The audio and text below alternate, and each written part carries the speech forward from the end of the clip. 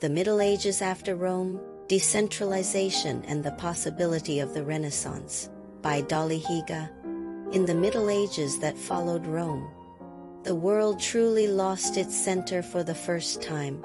After the empire stepped aside, the structure that once moved everything forward, a single road, a single legal system, a single center of power, no longer continued to function.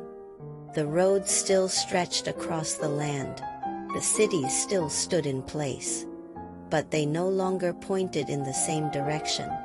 The world did not collapse, yet it lost its unified engine. And so the Middle Ages began. This was no longer a grand age, but it was an age of dispersion. The world slowed down, and it became less centralized. In monasteries, texts were copied page by page. There were no proclamations, no expansion, only patience and repetition.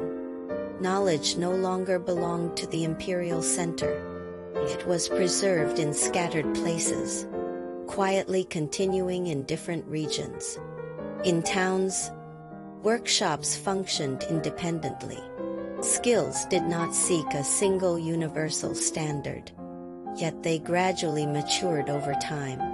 Every pair of hands, moving at its own rhythm, contributed to a real and concrete accumulation.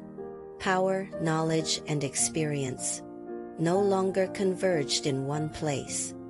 They were distributed across many corners, continuing at different speeds. This decentralized structure appeared slow, scattered, and even directionless. But civilization did not disappear. Texts were preserved. Skills were accumulated.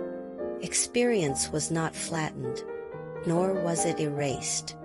When meaning was no longer monopolized by a single center, expression returned to the human individual.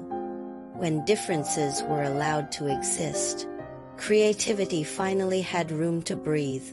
And so, at the far end of time, the Renaissance emerged, not as a sudden miracle, nor as an abrupt awakening, but as the moment when the possibilities, preserved and dispersed throughout the Middle Ages, began to take visible form. 100 flowers bloomed, 100 voices spoke. Creation returned to life, to the body, and to perception. Looking back at the Middle Ages after Rome, we see not the absence of light, but a period in which light was broken apart, carefully placed, and patiently safeguarded. The decentralization of the Middle Ages brought forth the possibility of the Renaissance.